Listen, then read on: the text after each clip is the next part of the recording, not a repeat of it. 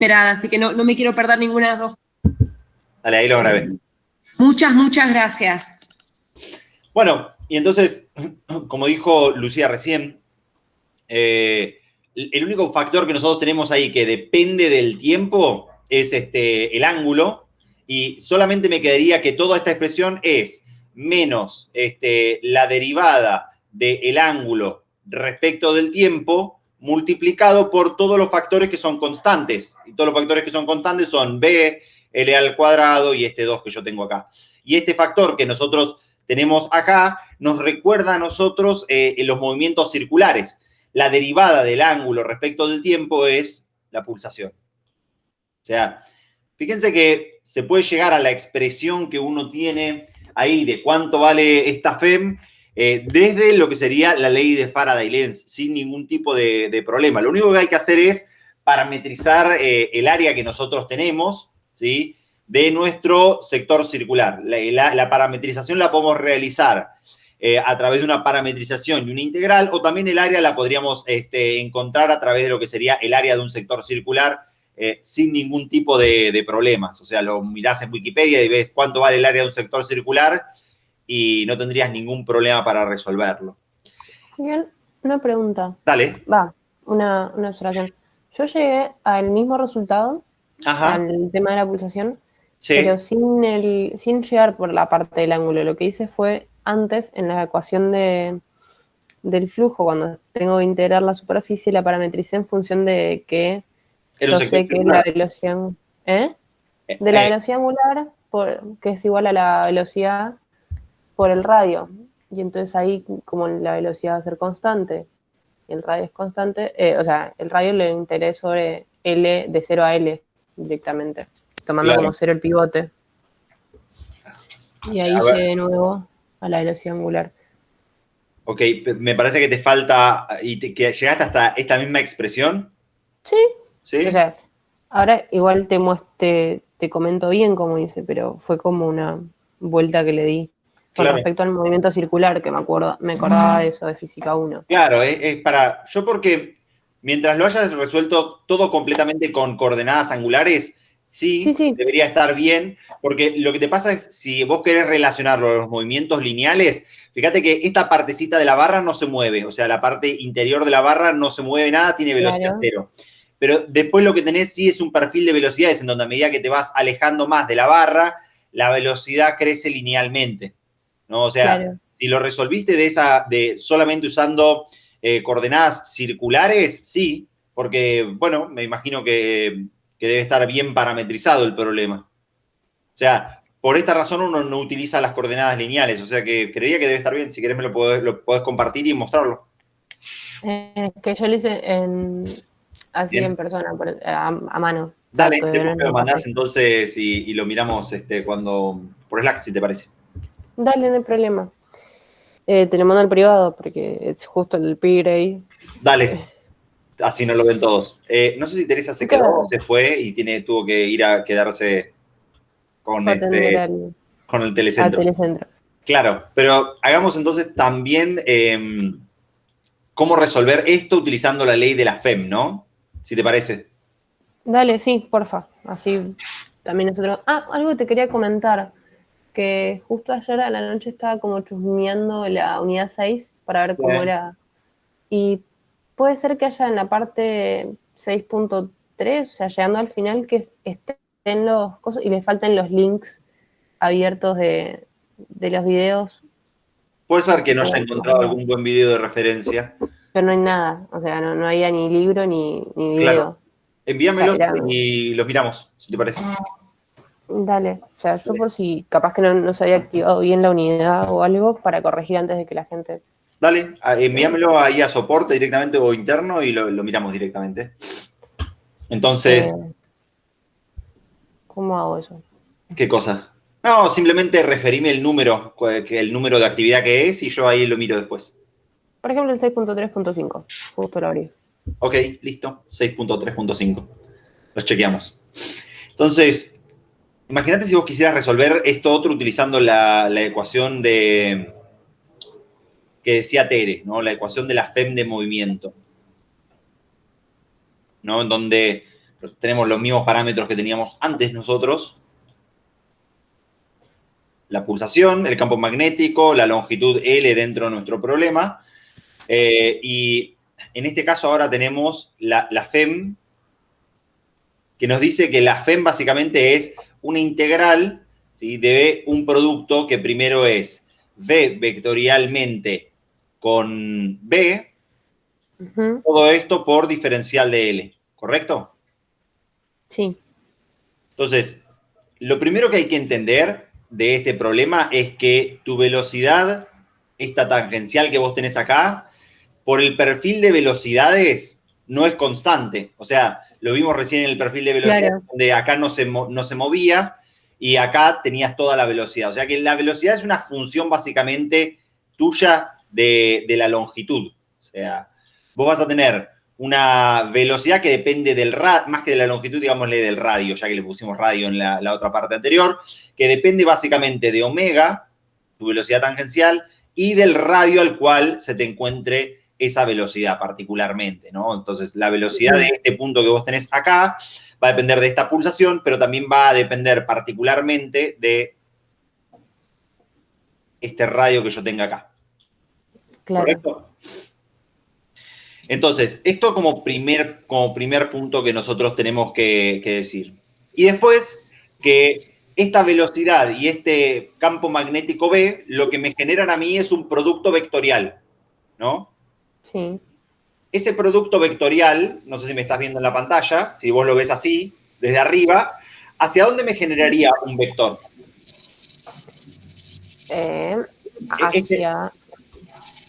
Hacia el pivot. Eso, exacto, hacia el pivot. O sea, yo lo voy a dibujar en amarillo.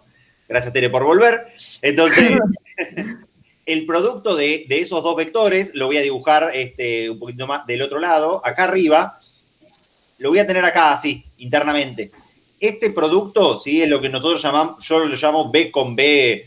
O sea, este producto sería V vectorialmente B. Y después yo puedo elegir un vector diferencial de L, que va a depender del proceso de integración mío que yo tenga. O sea, yo voy a tratar de integrar mi vector de 0 a R. Uy, perdón. No pasa nada. No, entonces, fíjense que acá hay un ángulo de ¿cuánto entre estos dos vectores? 180. Correcto, ¿no? Entonces, el producto vectorial de B con B es muy fácil porque es el módulo por el módulo por el seno de 90. Fíjense que en ese caso D y la velocidad y el campo son perpendiculares indistinto del punto de giro que uno tenga. ¿Por qué? Porque uno está en el plano XY, digámoslo de alguna forma, y el otro está en el plano Z. Entonces, de ahí me quedaría que este primer producto vectorial, ¿sí?, es V con B por el seno de 90, que me devolvería un 1. ¿Por qué 180 el ángulo? Eso, perdón, justo me distraje, pero eso no entendí. 180 entre D, L y B. Ah, ok, ahí lo vi. Entre claro. D, es este producto escalar del que estoy hablando, el producto que vale 180. Bien. ¿No? ¿Por qué? Porque la integral va a ir desde 0 hasta la longitud total de tu barra, ¿sí? Y además, ¿cómo es esto? Y el diferencial de L entonces apunta en la dirección de la integración que yo voy a realizar, porque es mi diferencial, básicamente. Entonces, este producto escalar que vos tenés acá, lo podés resolver básicamente como el módulo de B por el módulo de B por el diferencial de L por el coseno de 180. Y esto es un menos 1. ¿No? Claro. Fíjate, bien. Cuando vos juntás todas estas cosas, ¿sí?, lo que me quedan hacer dos transformaciones más, ¿sí? El diferencial de L es equivalente a un diferencial de radio, porque fíjense que están en el mismo sentido, el radio y el diferencial de L, y en la velocidad lo que tengo que transformarla es lo que habíamos hablado con Lucía del perfil de velocidades, o sea que para el proceso de integración particular la velocidad lineal lo que puedo escribir es que es omega por el radio, el campo se queda exactamente igual, B, y el diferencial de L es equivalente a diferencial de radio porque se mueven en exactamente la misma dirección, y el coseno de 180 es un menos 1. Y fíjense que toda esta integral es entre 0 y la longitud total de la barra. Pero fíjense que me queda exactamente lo mismo, me quedaría la velocidad, la pulsación, por el campo, por R, diferencial de R entre 0 y L, o sea que esto es L al cuadrado sobre 2, y además me quedaría un negativo de este menos 1 que yo tengo acá. ¿Qué es lo que nos está diciendo el negativo? Que eso es tal vez lo interesante, ¿no? Porque fíjense que en el otro de los problemas, el negativo me queda de la ley de Faraday-Lenz acá, ¿sí? Y en este caso el negativo me queda simplemente de este producto escalar de 180. Lo único que nos dice el negativo particularmente es de cuál es la dirección de la FEM y cuál es el positivo. Entonces, analicemos esto y ahí se van a dar cuenta de que cómo cierran todas las cosas directamente. Entonces, a ver, una pregunta. Yo lo había interpretado, a ver, para partir de esta base. Yo lo había interpretado como que era un error de sistema de referencia, de que como yo integré desde 0 hasta la punta de la barra y nuestro vector de B cruz B iba hacia el punto del pivote, ahí ya nos daba esa diferencia matemática en la cual el sentido iba respecto a B cruz B directamente, claro. ¿no?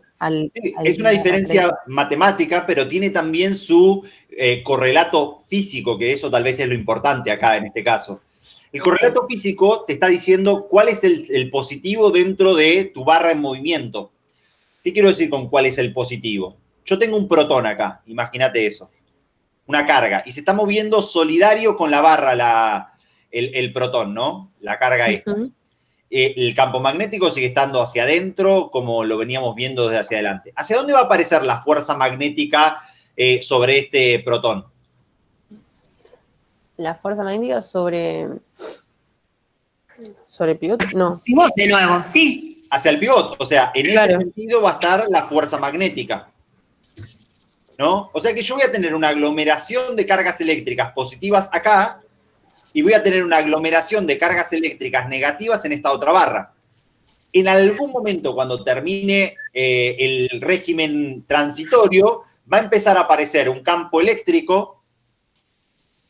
El campo eléctrico va a tener una dirección hacia allá arriba, y va a aparecer también una fuerza eléctrica sobre este protón, que la fuerza eléctrica va a ser Q por E, ¿no? El campo eléctrico.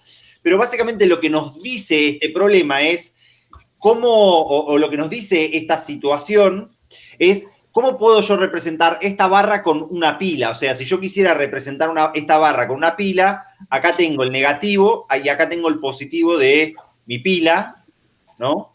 Y esto es lo que sería el módulo de la FEM, y el signo negativo simplemente quiere decir que el signo, cómo está mi pila referida a el signo en el cual yo estoy recorriendo una de estas barras. O sea, como yo elegí que el recorrido de la barra sea desde el pivot hacia afuera, entonces la pila al darme negativa quiere decir que está opuesta hacia adentro del pivot directamente.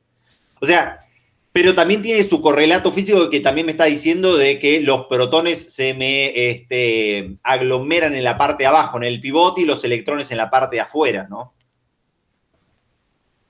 O sea, enganchando esto con lo que dijo Lucía, el negativo acá de la FEM es negativo respecto al diferencial de distancia que vimos en esta... Claro, el negativo te aparece porque el producto vectorial de B vectorialmente B, este vector amarillo que nosotros pusimos acá, que es representativo de la fuerza magnética, o sea, si te lo das cuenta acá, a este producto que vos tenés acá en amarillo, a B vectorialmente B, si vos lo relacionás esto con una carga positiva, te devuelve la fuerza magnética esto ahí. ¿Se entiende esto?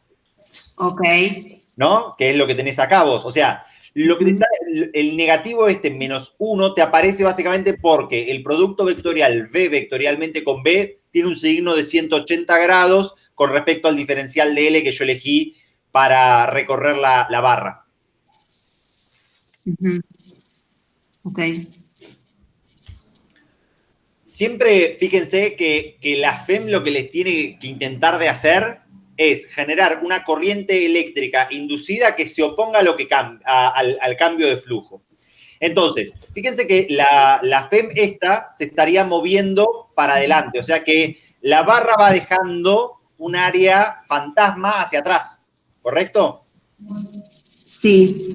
Entonces, si me circulara una corriente eléctrica inducida, imagínate que cerramos esta barra con esta forma así. ¿En qué sentido va a circular la corriente eléctrica? ¿En este sentido o en este sentido? Antihorario. Es antihorario, sí. Correcto. Así circularía la corriente eléctrica inducida, y esta corriente eléctrica inducida, ¿en qué sentido me devuelve un campo magnético? ¿Me devuelve un campo magnético hacia arriba o un campo magnético hacia abajo? Que sale de la hoja. Sale de la hoja, o sea que mi campo magnético inducido, B inducido, se está oponiendo al que lo está creando, que es un campo magnético externo y hacia abajo. ¿Por qué? Porque el área de mi espira lo que está tratando de hacer es aumentar y no reducirse.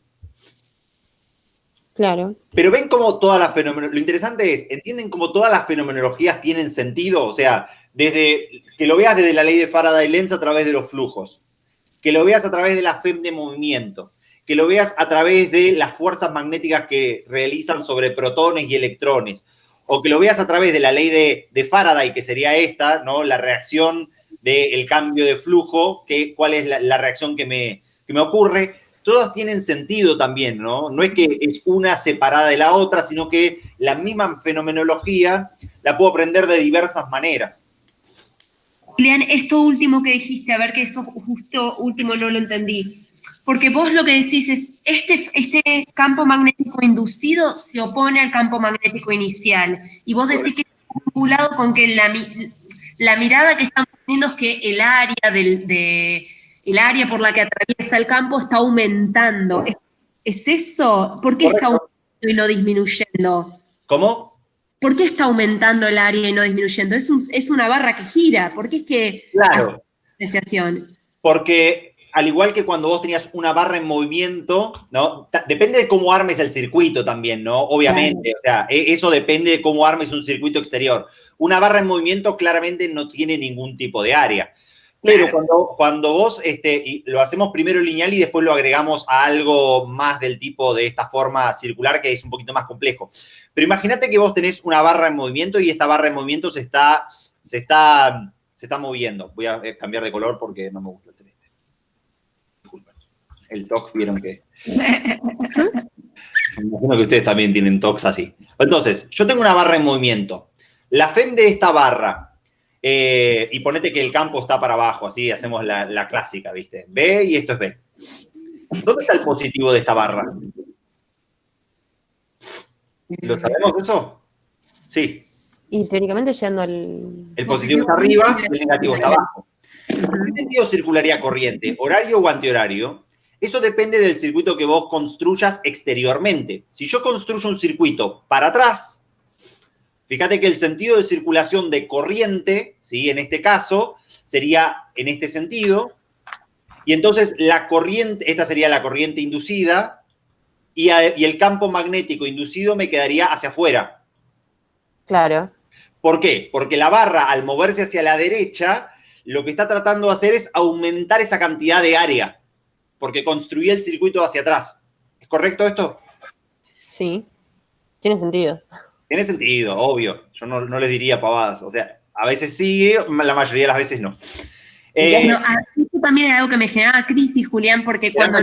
Pero, si yo agarro y construyo el circuito hacia adelante, ¿cómo parametrizaría yo en este caso? ¿O cómo circularía mi flujo? ¿Estaría aumentando o estaría decreciendo en este caso? Tu flujo estaría decreciendo. Disminuyendo, ¿no? O sea que... Disminuye el área del bucle. Y entonces disminuye el área del bucle, pero visto desde el punto de vista de la corriente, fíjate que la corriente circularía en este sentido. Y lo que intentaría hacer el campo magnético inducido, entonces, es tratar de reforzar esa decreción. Claro, sería la dirección del campo magnético inducido directamente. Tratando de reforzar el campo magnético externo. Porque lo que no le gusta al universo es salir de su posición de equilibrio. Entonces, depende claramente de eso, de cuál es la construcción de tu circuito externo, ¿no? Eso es básicamente lo que sucede. Fíjate esto también súper interesante. Tengo el circuito para atrás, ¿correcto? Y tengo la circulación de corriente en este sentido. Por acá dentro de la barra también me va a circular una corriente, ¿correcto? Uh-huh. Y fíjate que esa corriente lo que va a tratar de hacer siempre es disminuir la fuerza magnética, disminuir la velocidad.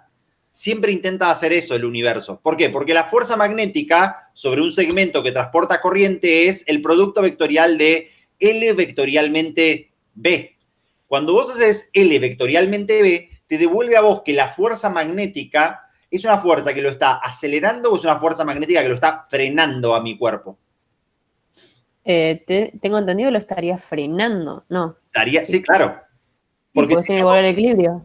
Claro, porque tiene que tratar de llevarlo al equilibrio, porque si lo intentara de acelerar, tendrías una máquina que se está constantemente acelerando más. ¿Por qué? Claro, no tendría sentido.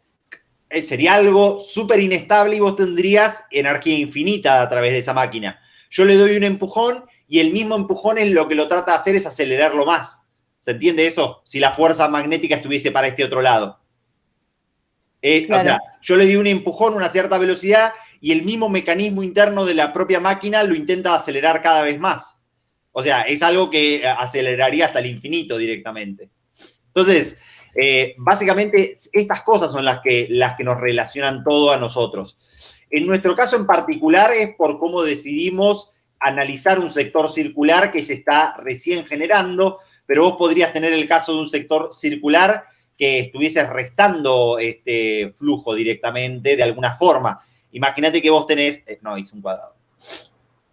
Imagínate que vos tenés un flujo circular así y en vez de el área, en vez de ser para atrás, vos tenés toda una parte borrada del área, así como si fuese una pizza. Claro. Y entonces una de tus barras, o sea, vos tenés un circuito eléctrico así. Y estas son las dos barras en movimiento, ¿no? O esta barra es una barra en movimiento. ¿Tu área, en este caso, estaría aumentando o estaría disminuyendo? Está disminuyendo. Disminuyendo. Entonces, en ese caso, la corriente inducida circularía en el otro... Bueno, depende del global, más que nada,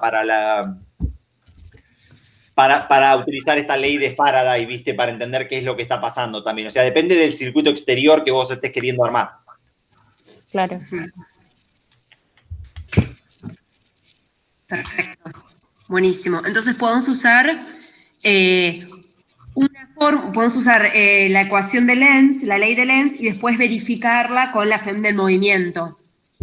Claro, sí, son dos métodos que te permiten a vos, en un global, utilizarlas en paralelo. No depende de ni una ni de la otra. Hay veces que para una es más fácil y más cómodo utilizar una forma, para otras veces es más cómodo utilizar otra. Depende de eso, básicamente.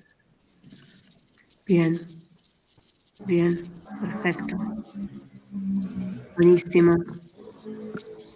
Y también me clarificaste lo del 2, que ahí algo estaba haciendo mal, porque era el 2 misterioso, entonces me di cuenta que tiene que ver con cómo estoy resolviendo las integrales, que era eso, viste, los 2 que me aparecen ahí, que yo decía, ¿dónde? Claro. Bueno, ya está. A mí lo que te iba a decir es que a mí lo que me generaba conflicto, ya desde los primeros cuestionarios, era cuando se movía una barra y yo decía, ¿el área encerrada cuál es? Porque claro, es distinto cuando se mueve una barra y hay un bucle definido, que esos son los clásicos ejercicios de FEM del movimiento, que hay un área. En cambio, cuando tenés la barra que se mueve, yo digo, ¿cuál es el área que claro, el flujo que participa en esa ecuación? Claro, un área fantasma definida por el área que te queda atrás del movimiento, básicamente. Claro. Claro. Perfecto, gracias. Buenísimo, Tere. ¿Quedó otra consulta? Hola. Sí. Hola, buen día. Buenas. ¿Qué tal? Yo tengo consultas, pero sobre electrostática. Dale. Si Tere y Lucía terminaron y les quedó alguna duda. Todo resuelto. ¿Cómo? Por mí perfecto. ¿Lucía?